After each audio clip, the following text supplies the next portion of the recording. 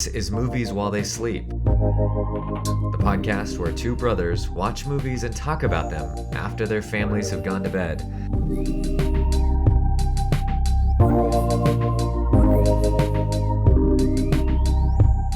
Welcome to today's episode, an introduction, plus we watched Malcolm and Marie. Hello, Film Twitter. Yes, hello, Film Twitter. It's good to be here.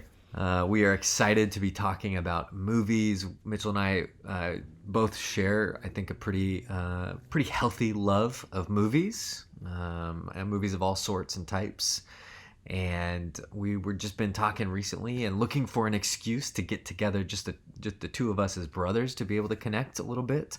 And why not start a podcast? Why not monetize on our connection as brothers? Yes. So we're looking to connect as brothers. We're looking to invite you into that conversation as we get into movies that we're watching, stuff that is coming out. We're trying to keep this kind of current, things that are out there. But our premise is this: movies while they sleep comes from this idea that Mitchell and I, we both are married. I'm married to Megan. Mitchell is married to Sarah, and we each have a son. And our time to kind of watch movies on our own is limited to after everybody goes to bed. And so we're kind of doing that, maybe a couple times a week, watching movies after our families are asleep. And we wanted to build out some space to be able to talk about it. Yes, and especially this year when these conversations are not able to be had in person. And mainly just looking for an excuse. I feel like it's easier to say we're gonna talk for 2 hours about a movie if I have some sort of project that it's going towards. And whether or not that's healthy, I don't know, but it's structurally works for my brain. And I'm excited to like we both love movies and we like talking about them. But I'm finding even after we already recorded the first episode, but what I'm already liking about the podcast format is being forced to think about an art that I engage with more deeply. To think about how it's affecting my life or what I get out of it, and appreciate it. And so I know if I got to talk about Malcolm and Marie, which we'll be talking about in this episode, for an hour and a half, that I want to bring more to the table than I liked it. Yeah, absolutely. I think we're looking for ways to connect with each other, connect with the kind of art and culture that we are already consuming and already engaging with mentally. And I think kind of verbalizing a lot of these things, having conversations about it, and also just sharing in the experience of another person, is how they experienced, how they took it. I think adds a lot to that. And so that's why we're inviting you all to join us. Watch these movies or not, but engage with the conversation. Yeah, and something I think we're both not so interested in is the movie podcast format of kind of trivia and behind the scenes and the more nitty-gritty details about a movie, but more about how it connects personally to our lives and making, we're probably not going to be ranking our favorite scenes in a movie or, just kind of quoting our favorite dialogue to each other. Maybe some of that. But for us, Marie! For us, it's really about how are these movies connecting with our lived experience day to day, and the things that we are walking through, the things that emotionally resonate with us, and just we want to be able to share that with each other and with you as you are listening in on these conversations. And that's something that you may ask, kind of why movies? Why are we interested in these things? And for me, movies are these great vehicles of empathy. They're a way to engage with people that are different, or experiences or stories or narratives that are different than what we live each day, but also then connect those things to our lives right now. So I'm excited for where these conversations take us. I'm excited to watch some movies that maybe I wasn't planning on seeing, and sharing that with you all. Yeah, and part of why I think even starting the podcast this year right now, I know for me, a big part of why I watch movies is to be able to talk about it with people like you Yeah. or friends, and even, you know, going to a theater and being around people and having a shared experience. Yeah. And so this year, that aspect of movie watching is obviously lacking, which is a huge bummer. And so this feels like a fun way to try to get some of that back. Yeah. Of, oh man, it feels like people are watching it together and we're talking about it and connecting it to things. And hopefully as people listen more, that we hear from you and hear how it affected you and have that sorely missed human connection and shared experience with a movie. Yeah. And the neat thing about this platform, that doing this as a podcast, you know, we may be sitting here, Mitchell and I, in mid-February of 2021 watching, you know, our first episode, Malcolm and Marie, but you could be listening to this 6 months from now, watching the same movie and then engaging in this conversation. And so it really kind of creates just a space for that to happen, that is not the same as sitting across from a table from another person and talking about it, or sitting in a crowded movie theater, but hopefully gets at some of those those longings, and maybe scratching that itch that we feel as we've been now almost a year without really being able to participate in these things in person, at least. Well, as we jump in, just to give people some context, Matthew, who are you, and why do you like movies? How'd you get into movie watching? I am Matthew. I live in Sacramento. I'm a local pastor here. You know, it's kind of funny. I think about how I got into movies. I have a lot of early memories of, you know, kind of the typical 90s movie stuff, a lot of Star Wars in our childhood, and all that was meaningful. But I remember growing up in church, and my youth pastor was someone that was really passionate about film as well and shared that with us.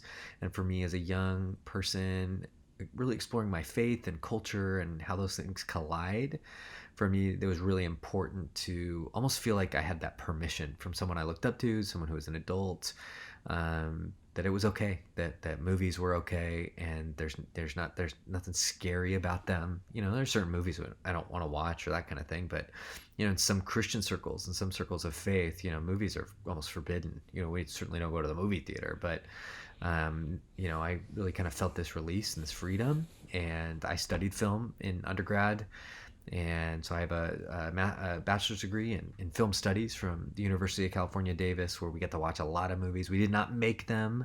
People always ask, so did you make some cool student films? No. We watched a lot of movies, and we talked about them, and we wrote about them, and so I have some practice in this. Podcasts in the making. Exactly. I have some practice in this, but I really miss kind of exercising some of those muscles I developed, you know, nearly 10 years ago now. And but again, I mean, I kind of bring up my vocation as a pastor and my faith, because for me, film is a way, as an art, is a way to engage in some of those issues that some of my favorite movies truly are ones that really consider questions about humanity and faith and relationship and things that we do deal with in everyday life and in ministry and the church and all of that. So yeah, that's why I love movies. What about you, Mitchell? You know, I've been thinking about this lately, that it's kind of asking me why I like movies is similar to asking me, like, how are you doing today? And most of the time my answer, especially this year, but past this year, is I don't really know. I think I'm not great at knowing what's going on with me internally. Like, oh, I'm really just sitting with myself, connected to my heart, connected with how I'm feeling. You know, a day looks like waking up, you know, getting breakfast ready for my son, and then heading to work, which is the room over, and I do graphic design work. But while I'm working, I'm listening to a podcast or music, and then meals, and then more podcasts and music, and then bedtime, and then watching a movie or watching a TV show, bed. So it feels like a lot of my day is just stuffed with distraction, and it's hard to slow down and feel for a bit. And so movies are a similar thing, where someone's like, I know I love them and I spend a lot of time consuming them. And I think I'd want to figure out why I'm so drawn to them. And part of why we're doing this and having these conversations, and why we've always had these conversations, is to draw that out. Yeah. Like, why do I find so much value in sitting down with this thing? So that's kind of where I'm at. I'm like, I know I do, but I want to explore that more, like why they mean so much to me. But I mean, connecting that, I can talk about some of my earliest movie memories, which you shared a bit, 90s Star Wars goodness. But one of my first memories is, I think I was in middle school, you were in high school. Yeah. This is when I first visceral, like, oh man, movies can do something special. Yes. And I also remember feeling like, oh, this feels like something that someone hasn't seen before. And like, I'm in the club that saw this movie. And I'm talking about No Country for Old Men. And just have this childhood memory of us watching that together and just being blown away by what a movie could do. Yeah. Because I wasn't used to the quality that movie has. No, and it's such a good. I have that memory too of being 16 or 17 whenever that movie came out, and like going to our local Best Buy and buying the DVD of No Country for Old Men, because I had a couple of we had some Christmas money or something, and I knew nothing about that movie. I bought that DVD sight unseen. I didn't know who the Coen brothers were. I knew that it was getting awards. That meant it was important and valuable, which And I'm curious too, how did you know that? What, like, because back in the, I mean, Yeah. that's late, like late. that was 2007. So Yeah. Like, what resources were you plugged into at that time as a high schooler that's even aware of what's hot right I'm now? trying to think. Other than watching a lot of David Letterman and Conan, Late night Conan yeah. was it, was everything. I don't know, but I knew that it was, and Yeah. that was something I do remember even earlier than that, tracking awards kind of stuff. It's really limited to the Academy Awards, and always being like, these are important movies, and then it was like Chicago wins Best Picture, and I'm like, I'm not interested in this because I'm 10 years old, and Saw that on a plane to Hawaii. but No Country for Old Men, it was just, Best Picture nominee or whatever, and so I picked that thing up and I watched it, and for me it was one of those. This is the first Best Picture winning movie that is an adult film. Return of the King had won a couple years before, and that was, oh yeah, we were all into that. But this was an adult drama that won Best Picture that I watched and at least connected with, and at least really like, oh, I love this. This is so great. And for me, it was like this moment of like, oh, there's this whole world out here. Movies are more than superhero stuff and Star Wars and kids stuff. And I remember one of probably the first piece of trivia that I heard about No Country for Old Men. It was pointed out to me that there was no soundtrack or score in the movie. There's no music in the film, and that just blew my mind. Oh my gosh! Whoa. You're like, they made a choice. Whoa, that is so cool. And I didn't know why. I didn't know why I thought that was cool or anything back then. Well, it's fun to know that. But it felt fun to know that, exactly. Yeah. Yeah. And I've spent the last 15 years trying to figure out why. Yeah. Yeah. I mean, and I know I've already touched on this with the intro, but most of my early movie memories are surrounded around the context of people. Yes. And like us watching that, or we'd watch a lot of movies with our next door neighbors, childhood best friends, like late at night. But it was something to gather around to experience with people, and I think that's also part of why I'm so interested in them as a art form, to do that. Yes, and I would say about those, I have a lot of those memories too. Those Fridays and Saturday nights watching movies next door, and it was funny because I have this. There was certainly a feeling like when we went to pick a movie that well, first of all, it was a nightmare because no one could agree. And it was before Netflix. So we just had stacks of DVDs and people were throwing stuff at each other. But what I remember was there was certainly a feeling of we are going to move through the canon of what's important, what is valuable. So I had this memory of watching Schindler's List as probably a junior in high school on a Friday night with a group of friends, which is like weird to think about that now. Think about juniors in high school now making TikToks. But like, Schindler's List is important, so we're gonna watch it, guys, and that's what we're doing tonight. And I love that movie, but there was this feeling that this art form, that is filmmaking, is really important in our culture. That we have as a culture, we placed a high value on it, and I think that's still true today. I think a lot about the last Avengers movie, Endgame, just made so much money. What percent, some high percentage of American people went and saw that movie when it was in theaters. And so yeah, these are valuable things because we all engage with them, and this is how we connect with each other and the stories that we're telling. And so for us as teenagers to seek out what are the stories that are important for us as a culture, as a society, as a country, and I wanted to be in on it. I wanted to be in on plugged in. I wanted to be plugged in, and I still get that feeling. I still, oh, this is a new movie coming out this weekend. I want to make sure I find the time to see it, and I want to be a part of the conversation, whether I'm engaging in it or not. Yeah, and I think that's part of why we're doing the pod. Yeah, because it feels like a reason to stay plugged in, stay talking about stuff that we care about. Yeah. So this week, movies while they sleep. What did we watch? We watched Malcolm and Marie, the new, recently, just about a week ago, Netflix original film starring John David Washington and Zendaya, and directed and written by Sam Levinson. Of Euphoria fame. Of Euphoria. But yeah, Malcolm and Marie is an interesting movie. We'll just kind of summarize the plot here really quickly before we cut to our conversation. But yeah, it's just kind of a single night. A filmmaker and his girlfriend, long-term girlfriend, coming back from a big Hollywood event, and they get into a fight. And the whole movie takes place over one Hard night cut. And tracks their fight the whole time. Yeah.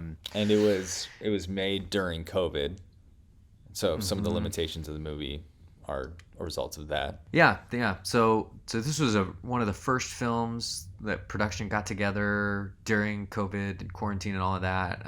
Super small crew, only 2 actors in the whole thing, and they just did this whole thing in a couple of weeks with all of the restrictions and safety precautions and everything. But yeah, I mean, you'll hear our conversation about Malcolm and Marie, but I think it's a movie we both enjoyed to a certain extent.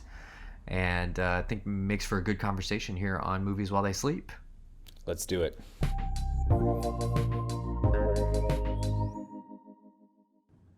I want to find a way to connect the art that I'm experiencing deeper in my life while also getting closer with my brother about that art. And therefore our lives, because that's what good art is. That's what I'm finding, like today when I was thinking about the movie, when I was thinking about Marley, I keep calling it Marley and Me. I'm with you. I also called it Malcolm and Romy for some reason. But as I was thinking about Malcolm like and Romy and Michelle's high school reunion. Exactly. When I was thinking about Malcolm and Marie, hey Marie. I don't think I would think about it as much if I knew we weren't going to talk about it. Sure. Today. Yeah. And I'm trying to figure out what I actually think about things. And this is a good test ground for that. Yeah, I was watching the movie and trying to be careful not to overthink or read too much into for the sake of content. Yeah, in the conversation. Do you think already a little bit it's kind of like a pressure or a bummer, this podcast, of I don't feel the just relaxation of watching a movie?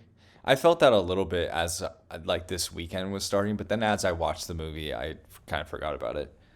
When I was watching the movie, I did not feel that. Yeah. I felt very comfortable being bored at some parts. I felt very comfortable being really engaged in some parts. Like, I don't think me knowing I was going to record this conversation changed the way that I was trying to watch the movie, or any guilt that I was feeling about even how I was experiencing it, if that makes sense. Yeah. And that's what is interesting about this movie. Just even in what you just said, because I was like, there are some scenes I'm like, this is an Oscar-worthy performance right now in this scene. Yeah. And there are some scenes where I'm like, God, can we please move on? you know, like there's high highs, low lows. Well, and upon reflection, we can get into this. I think it's good to hash out just some of our points here, but I could maybe name some of the scenes, but the film lacks so much clear structure. Um, and I get what they're doing. I mean, It's like monologue after monologue.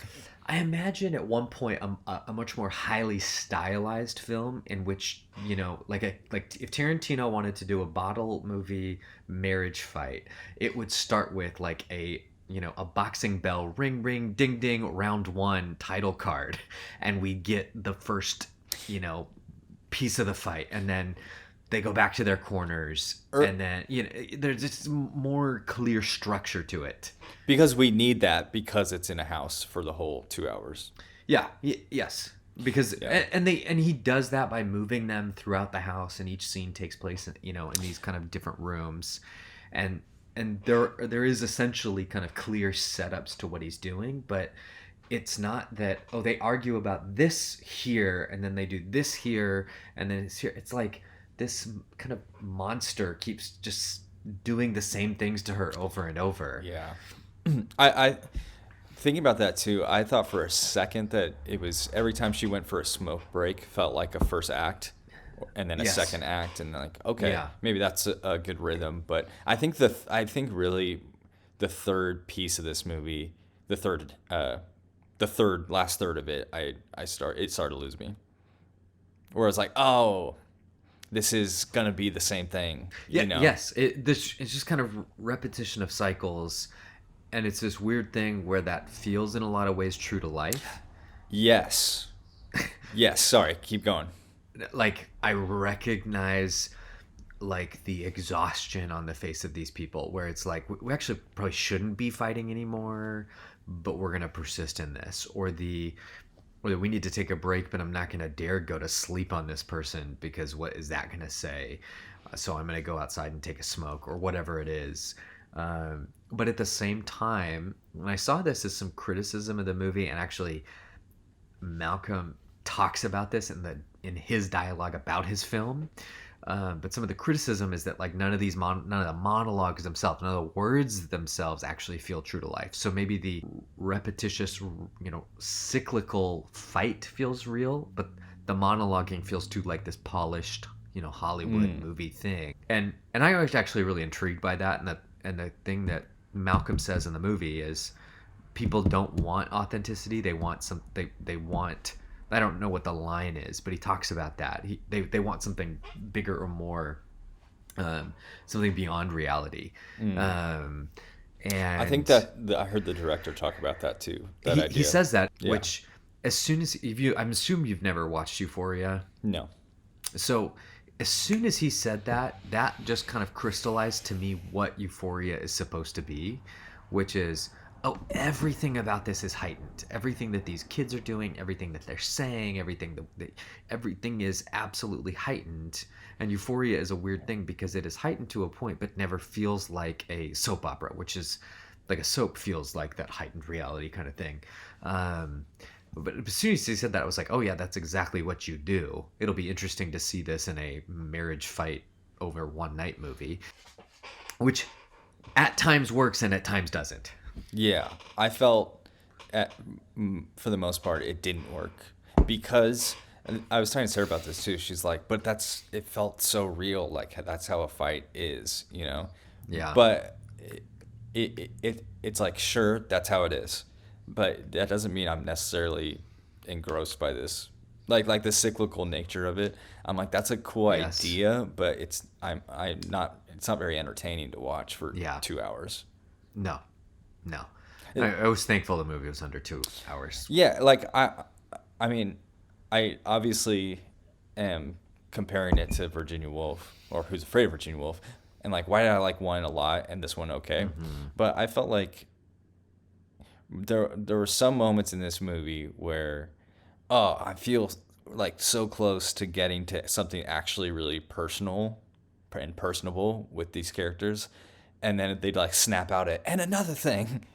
Yeah. And I'm like, oh, why don't it's like, why are you not able to just sit with that tenderness and then go somewhere? It's like, all right, boxing gloves back on. Let's keep going. Yes. It's like, this feels like I didn't get anywhere at the end. Yeah. Because it felt like the same rhythm for each fight. It's like, oh yeah, he's kind of in the wrong. He apologizes. All right, he's kind of in the wrong. He says thank you. But it just feels the same short story 3 times. If the movie had ended with him eating mac and cheese at the table like a psychopath, Oh, how great was that? I would have said, this is an excellent short film on a fight in a marriage. Because I think that's the end of the first fight. Yeah, Um, which is and so great. yeah, I know. And it is like He's that funny. first 30 He is a he's funny great. actor. That I think she's really good.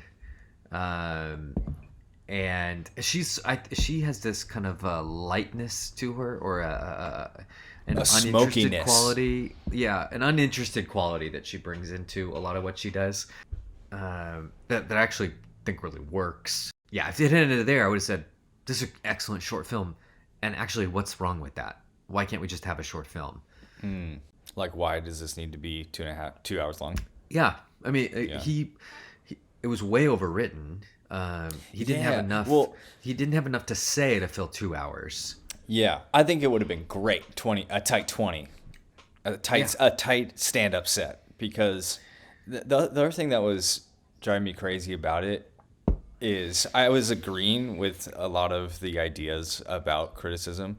Like, one of the best parts to me is him saying, oh, if he's black and he like engages with this trope, he's subverting it. But if he was white, then he falls prey to it. And it's like, oh, that's such a perfect Yeah, summation. and his quote there is he says the critic always is making it about race because it's convenient to do so. So there's moments like that where I'm like, yes, this is putting perfect language to the Twitterverse, But then Yes. he gets so far into it that it feels like I'm not able to criticize the movie I'm watching. Like, that the problem with meta stuff sometimes, it's like, know. so I can't even touch this because you're saying how invalid a critic's thoughts or ideas are. So I'm like, this movie doesn't work for me. Is that okay? And even for Sam Levinson to write a movie, him being white, casting his leads as 2 black actors, and making it a filmmaker who's making kind of quote unquote a black movie, whether or not it's intentional in his first film, but she kind of makes fun of him for it. He's doing the Angela Davis biopic, so he's doing a black movie. And then how do then we engage with Malcolm and Marie as a film and comment on any of this with the like extra layer of confusion that actually it's just written by a white guy, Right. But he's made it about race without making it about race. Yeah, he says you're not allowed to talk about that. You're not allowed to Exactly. include that. It's like, who says? And I think there was a really interesting comment of like, why black and white, and he's like, there are no black people in black and white movies, and I wanted to take that back, and I wanted to center black people in the glamour of old Hollywood, and I'm like, oh, I mean, success, like, because if anything, It is funny he said that. And I like- immediately think Spike Lee. I'm like, wait a minute. I mean, but the fact that I can only think of Spike Lee. well, yeah, and I think it's like people have done it in modern times, but I think he's hearkening back to kind of a 50s and 60s. Who's Afraid of Virginia Woolf? Yes, and that you just don't see the kind of love affair of black actors on screen in that, and I'm like, oh yeah, and great success, because this movie is absolutely gorgeous. Yeah. One of my favorite, I don't know if we want to do favorite scene or favorite shot, but my favorite shot, because it is a shot, but it's also a scene, is that opening long. Oh, it's incredible. Well, the reason I loved it is because I thought I was going crazy for a second. Because I'm seeing her smoke, and then it follows him dance and rant down the hallway. Like, it's shot from outside, and then it goes back, she's smoking. And he's saying the same things over and over about, the LA Times writer, or I don't know if it was the LA Times writer at that point, but he was kind of on a tirade. He was saying, Yeah, he's talking about the people the LA Times writer in particular, he had talked to her at the premiere. yeah. And for a moment, I was like, wait, did they just loop the exact same back and forth of him walking and her smoking. Like, this looks like the exact same.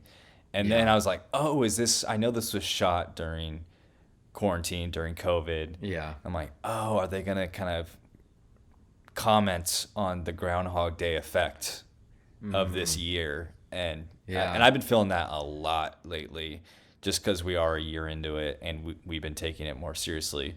That I'm like, man, every day just bleeds into the next day. I need something to look forward to that is different, Yeah. because we just don't do anything. Yeah. You know, so I was like, oh, this is a nice little trying to, and obviously commenting on the nature of an argument too, of not getting anywhere and just repeating it.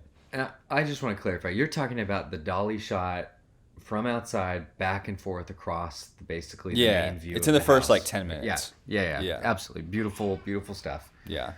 That, I mean, yeah. That was probably my favorite when I think. There's other really beautiful shots, but that one like made me feel something. Yeah.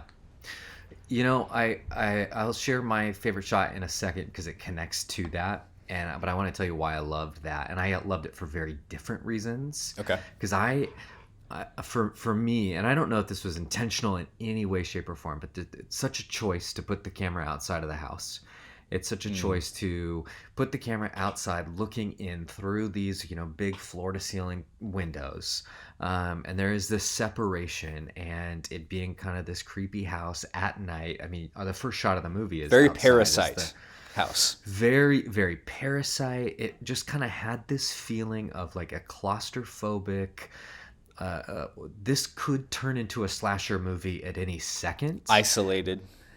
Isolation. Whose point of view are we seeing here? And obviously, there's no serial killer on the loose outside of the house, but it kind of evokes that's that there is this dread creeping or looking into this relationship from the outside, and almost some of the shots really felt like they were trying to evoke something of a horror film, and then throughout the film, I don't know if this is intentional. This kind of thing continues.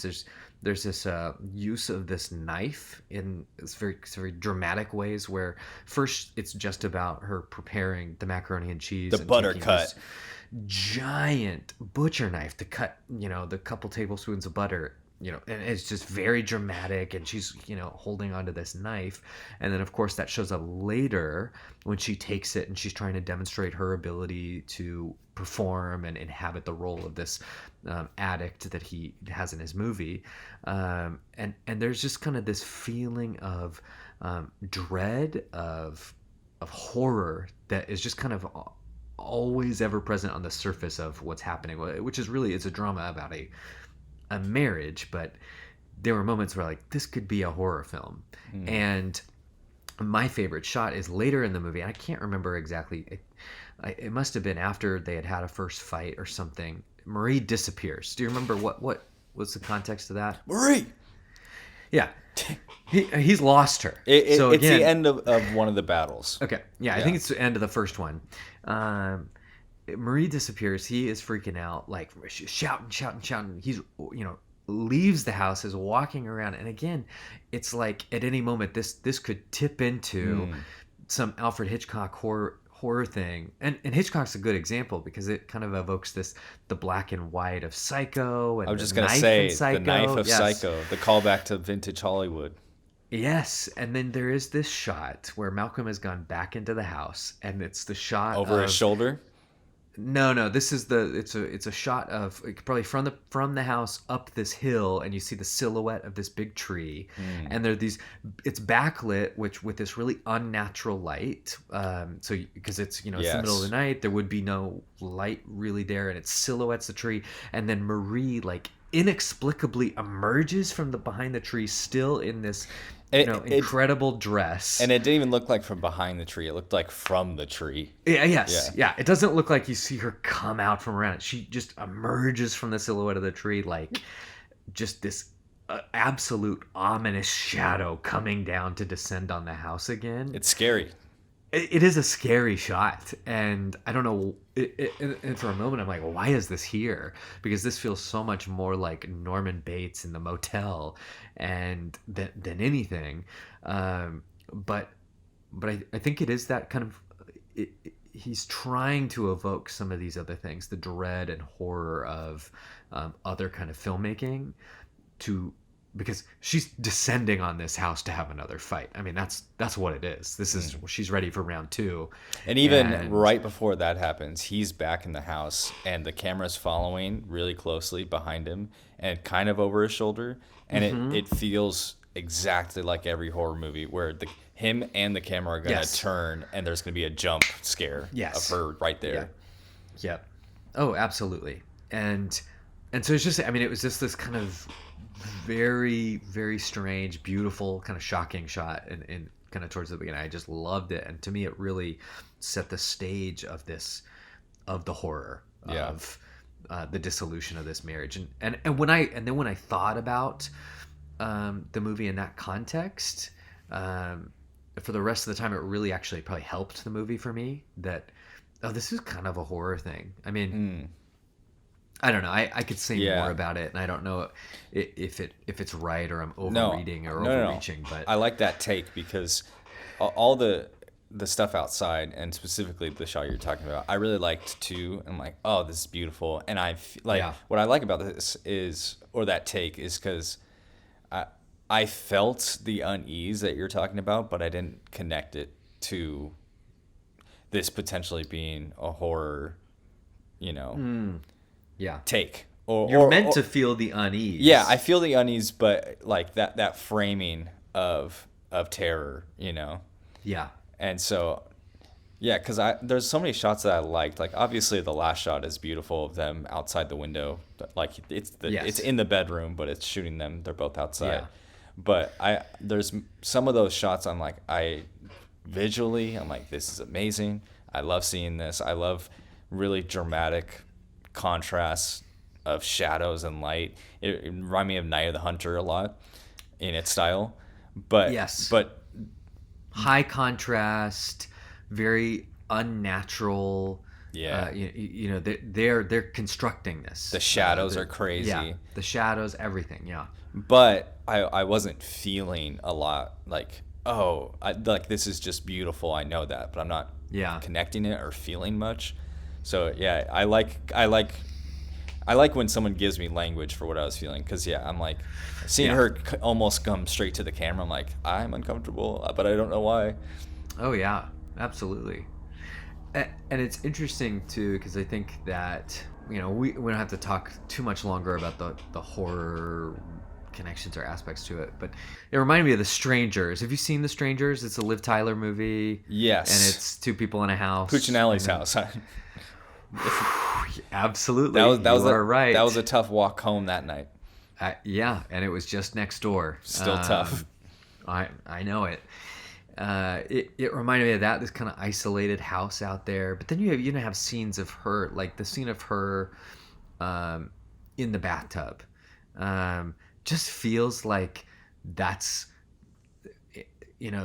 again, that's a kind of a trope or iconography of a lot of horror, the dread of what's just below the surface. And our brains have been trained to expect something here. There's kind of an element here where he's using images and icons where there's no reason that the plot demands it be this creepy house in Malibu in the middle of nowhere. They explain it in the plot so they can do it, but why is it not just in their apartment or in their house in a suburb in LA or something? The setting is so evocative, and that I really appreciated, even as it was challenging. Yeah, that bathroom scene is something else. That was the scene I was talking about where I felt at some parts in this movie, I'm like, this is Oscar moment right here. Yes. Because when he is crying, saying how much he loves her after he just eviscerates her. Yeah, to use his word. Yeah. I was like, oh, that he is taking me on a journey here. And it was one of the few times where when he was saying, "You're my girl, I love you," I actually felt it. Because before, like in a real fight, you kind of just say the thing that the person wants you to say to like be done with the fight. Like when he's like, "All right, I'm sorry. I'm sorry I didn't." I love that you brought this up because there's this other moment where he's yelling at her, "I didn't cheat on you. I didn't cheat on you." And do you remember what she repeats back at him? She says, "I didn't ask. I didn't ask. I didn't ask." And it's that he's like trying to get out ahead of this accusation. Yeah. Of "I didn't cheat on you. I didn't cheat on you, Marie." And she's like, I didn't ever not trust you. I never asked. That's not what we're talking about. That's not what we're arguing about. And it's that he's just trying to say the right thing because he thinks she needs to hear that. Yes. Which is most of the movie. He's trying to like, can we just get back to celebration? Can we get back to, calm? Yeah. But which is, I think is really hard to do for in that moment to, I actually believe he's tearing up with his love for her despite the agony they're putting each other through. What did you overall like? Walk me through your Letterboxd rating. My 3.5 stars. Yeah, that could be a nice thing for us, a nice trope for us, is say our Letterboxd rating and talk about it. Okay, yeah, this is good. It's going to be funny because there's nothing scientific about it. I think some people get very... And I change it by the day, too. Yeah. Like, I originally put this at 3, but then I bumped it up. Yeah, so for me, I gave this a 3.5 stars out of 5, and that is based on the fact that I like this movie. I think it works on a lot of levels. I think it has some problems, and I enjoyed it. So I think it was like a better than average movie, and I think 3 stars right in the middle is average. What was your biggest problem with the movie? Lack of structure. My biggest problem was I don't need a plot that goes somewhere. If the movie is just this is a night and this is what we're doing and we're just hanging here. I think of like One Night in Miami. I don't know if you've gotten a chance to see it yet. There's not a strong driving plot in there. I think she tries to give it something at the end that works, but the movie was so unbelievably enjoyable just to hang with these 4 guys for one night. It was entertaining. It was entertaining from start to finish. Yeah. And so I was not I wasn't bothered by the kind of lack of plot there. But in this movie, there's just a lack of structure, and so I think some structure to hold on to grab onto throughout would have helped. I don't know what that could look like. And again, we talked about this, but the realism of the repetition doesn't serve the movie well. Yes, that's my crux for this. Is that sentence right there? The realism of this fight does not actually make a great or entertaining movie. Yeah. I thought it was good, not great. Yes. Yeah. You gave it 3.5 stars too? Yeah. It's funny? Well, I was watching it halfway through. I'm like, this is 4 stars, easy. Yeah. And then it kept going. I'm like, okay, let's go 3.5. And then it ended, and I'm like, I felt like the content of the fight wasn't interesting enough to warrant this whole movie. Yeah. And that's why I wouldn't want to watch it again anytime soon. Like, for some reason, Who's Afraid of Virginia Woolf, I could watch that once a year. Yeah. And, like, be stoked to watch it. And I don't want to just compare this to that movie, although they are similar. Yeah. It didn't feel like I learned that much about the characters in the end. Like, even her journey about, being a drug addict and rehab, and him being like, I that felt very phoned in to me. Yeah, I didn't feel the emotion of that. Sure, that pain and that, like, that struggle or journey or whatever. It just felt like that was invented to justify a fight for a couple hours. Yes. I thought a lot about Marriage Story as I watched this. Right. Marriage Story is a much different movie. Marriage Story deals with the structures around divorce, the lawyers and all the kind of legal proceedings of that. But it's also, there's big fights in that. And the fight scene in Marriage Story, in his sad dad apartment, the climactic kind of fight between them in Marriage Story, where they finally get to fight, because that's the other thing of it too, is that Malcolm and Marie, they I guess they might fight like this all the time, And It's a pot that's boiling over the entire movie.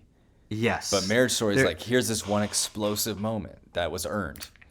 and I would say in that, and it has to be written so tightly in Marriage Story because it is just one scene, and so they don't get 2 hours to just fight and hash everything out or whatever. But in Marriage Story, you have this fight, and it's like every line of dialogue is packed with meaning and weight behind it.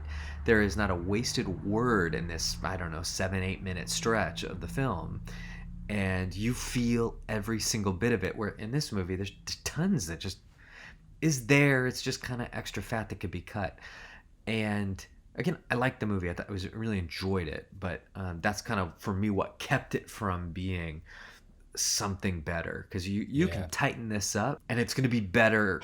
It's going to be better just by doing that. Yeah. Like, there's lots of moments where I'm thinking, man, these actors are great.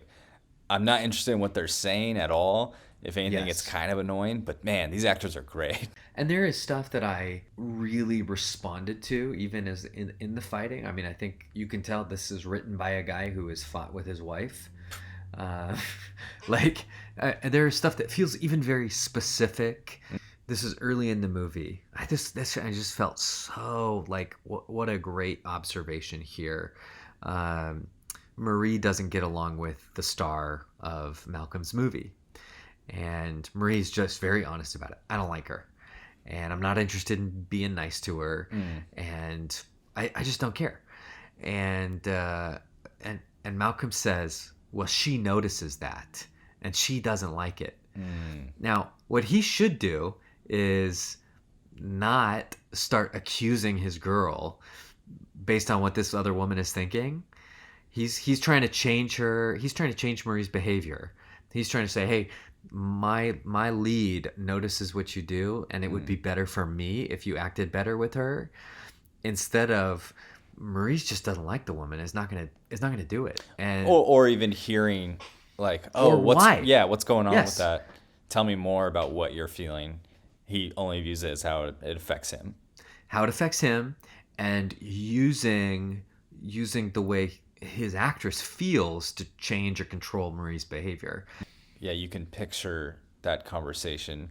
Maybe not in that extreme, but it's kind of like after you've gone to a dinner party, which if those still exist, who knows? And you're like, oh man, that interaction bothered me when this happened with this friend, and you bring that up to your spouse because Yes. you're like, I know for me, it's like, oh, I felt like this person was projecting this or felt a certain way about how you said that, or it made me uncomfortable. I don't know. I'm trying to take the temperature in the room constantly and smooth things out. But it's like, oh, Sarah could have been really bothered or frustrated or is her own person. Yeah. But it just reminded me of leaving a dinner party with friends and being like, this moment did not feel good. or conversations I've had with my wife, and where I've said to Megan after events or something, hey, I was okay with this person, right? Like it wasn't obvious that I was trying to be rude or something. Was this weird?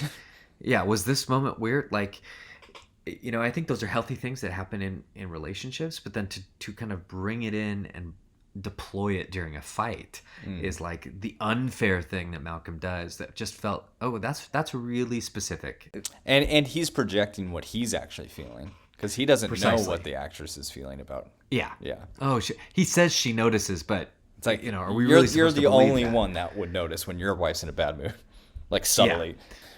I know a thing I wanted to bring up, but I thought I was gonna have a different point. Anyway, what I'll say, him being interested in the hyperrealism or exaggeration of real life. My favorite part of the movie that happens is when they just start growling at each other. At like an especially heightened part, and they have no words. They're just "Rrr, rrr." It's like, that's fun. That's a fun part of this. But okay, so here's what I was gonna say. Are you trying to say that you've never experienced that? I don't air my dirty laundry out on a podcast for the world to hear, but it like my problem with the movie is I loved that moment so much. And so if he is so interested in that exaggerated reality, I wanted more of that, I guess. Or I wanted it in a different way than just a bunch of long monologues. There's almost this self-contradiction of the movie where half the time he wants to live in this hyper-realistic, this is how a fight would happen. Or no, this is how a fight would feel. Yes. Because that's what even Malcolm argues for, is that, it doesn't matter if it's a dolly or a steady cam, you dumb writer. It's like, what are you feeling? That's art, Yeah. And I'm like, well, I didn't feel that much from this. Yeah. And so, and actually kind of, because he wants to ground the movie in some reality of what a fight looks and feels like. But in order for the viewer to feel it, it actually needs to be heightened up to a level beyond even what's in the movie. And that scene is effective in getting that across. Yeah, that scene's perfect. Yeah. That's when they're outside. Yeah. Yeah. And they're like, F you, rah, rah. He's just going crazy. He's got a lot of moments like that. He's like dancing in the weeds with frustration, which is fun to watch. But I liked those moments of I don't think he was looking for her. I think he was getting revved up again for another fight or trying to think of what he's going to say next. So he's just out in this field that's oddly lit, like you mentioned before, and he's just like punching the air and kicking some dirt around and doing like a zombie werewolf walk through the night. And I'm like, this is fun. This is cool to see. It's breaking up like the cycles of this thing. But it's like, oh, if this could have been more normal in this movie, I don't know. Maybe it would be more interesting. You're saying if the heightened kind of aspect was just ever present. Yeah. Yeah. Or played with more, maybe. Not the whole thing, but played with more. Because I feel like those few moments are some of the better ones in the movie. Yeah. I don't know. Oh, I totally agree. Can we talk about the macaroni and cheese? Man, that looks good. Even though it's black and white, I need some right now. Why is that? Why is that so visceral? I love when movies do that. Food in movies is the best. It's like even in like, wait for the cream. It's like, oh, I need that croissant right now. But yeah, the mac and cheese. It reminded me of, I don't know. I mean, black and white and some jazz in the background. Manhattan. Oh, but it was black and white, but I knew that was a blue box. I know. And it's that neon orange yellow. Yeah. Like, dang it, this looks good. Yeah. Or here's what I'll say about the mac and cheese. It's visceral. Yeah. And after that, there's very few visceral moments. And yes. I'm like, ugh. Like, it reminded me of, probably because the house is so similar, but in Parasite when she's making the ramen, and there's all those like top-down shots of it being made and sizzling up the steak, and it feels like you can. I love it, but it like sets you up of what maybe the style of this movie is going to be, but then it doesn't really. It doesn't do that. Follow up on it. And I think that's a good point. And like he makes some drinks and smokes some cigarettes, but it doesn't feel at all. I don't know. There's something about it. I don't know what it was, and the way he scarfed it. That's the thing. He turns into a werewolf sometimes, and I love those moments. But it feels like all those moments are pretty early on. And there's an inconsistency to it throughout the movie. Yeah, and she's like usually, even when she's kind of on the edge, she's still pretty level-headed, and that's why I didn't feel especially like, oh man, I feel so connected because I'm seeing vulnerability from either of these characters. Not really. Sure. Maybe that's the crux I'm trying to land on is I don't feel vulnerability from them because everything they're saying is just a weapon or a way to get the leg up on the other person. Another thing I really liked. So Marie has this long final monologue where she's sitting on the bed, and it kind of moves from, continued accusations against Malcolm and a recapitulation of a lot of what they have fought about. And then it moves from that into her own insecurities about being his girlfriend and what she tries every day to do for him, and and it's the resolution to the fight essentially. So it is this kind of exhausting monologue. I think it's supposed to be. I don't think that's not a knock on it. And then it's over, and then like the movie cuts to white, and then this kind of montage of them silently getting ready for bed with the jazz music playing, and then they go to bed and they apologize and say they love each other, and that little coda at the end to me really brought the end of the movie up. It felt kind of very naturalistic, and there was I really was expecting the movie to just end at the end of Marie's long monologue. I thought, okay, she's gonna monologue here, he's gonna apologize, and then that's the movie. But this little coda of them like, okay, we fought, now we're gonna go to bed, that really, I don't know, really worked for me. Yeah, and there's some of the better shots in this thing at the end. Yeah, and there's some feelings in the editing, yes, and the sounds that the middle of the movie could have used, because I feel like up until the growl, like where the growl ends and that ending monologue / montage begins is a blur to me, because I mean, you can pick out certain things here and there. But in terms of feeling and showing me something, and not just that onslaught of daggers being thrown. But, I just wish I'd see more of that throughout. And they both really play the weariness of the fight at the kind of the end of that really well. That there's like this exhaustion that they get to just play silently that feels like absolutely right on. And it's funny because I think the movie even dances around this. At certain points they fight, and then there seems to be resolution, and almost like this kind of we're gonna make up, we're gonna have sex, and that is always stopped. He's like, you wait right here, please God. Yeah, yes. I mean, there, and that's very explicit, in that point in the movie. But it picks up again later, and you think it's going to happen, and it doesn't. And she monologues. And the end of the movie, they don't even have sex. They don't even get to kind of physically and physical intimacy. I missed out on the makeup sex with each other. And it's funny because that's a trope. Makeup sex is like a weird sitcom trope that the movie teases and then actually denies its characters at the end of the movie, and it feels better. Yeah. It's like, I mean, it feels worse, but it feels better and almost more meaningful to just go to bed and be okay, and then stand on the beach with each other in the morning. Yeah, I think that it's such a bummer that the beginning and ending feel so great. And I really loved it. Like, I loved the end. I loved the first 20-30 minutes, and that's why I think this was a movie worth watching. Yes. Those performances throughout, there are still moments that work. Worth a watch. And it's pretty funny sometimes. Like, he is pretty funny in that movie. Yeah, I think this was a good conversation. Cool. That is this week's pod. Be sure to tune in next week for insert movie here. I figure we could go back and add that. Wait. We're calling it right now. We're going to watch Nomadland next week. Okay, what is that? This is like, it's going to win Best Picture. It's Frances McDormand as like, she's like with a group of people that basically live in trailer RVs and travel the country. Yeah, I'm excited about that one. So we are watching No Man's Land. Nomadland. So we are watching Nomad's Land.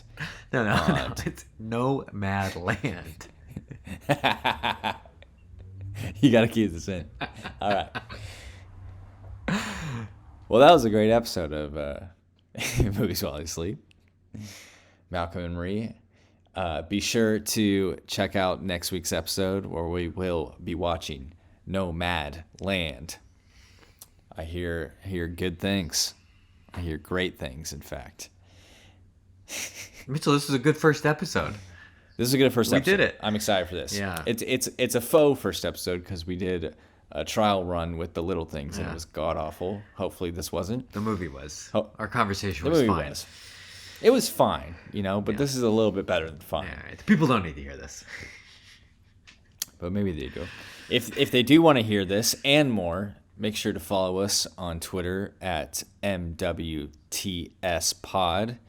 and we are on Instagram at Movies While They Sleep, where we will be posting our favorite shots of the movies we've talked about, and maybe some extra little pieces of slices of content.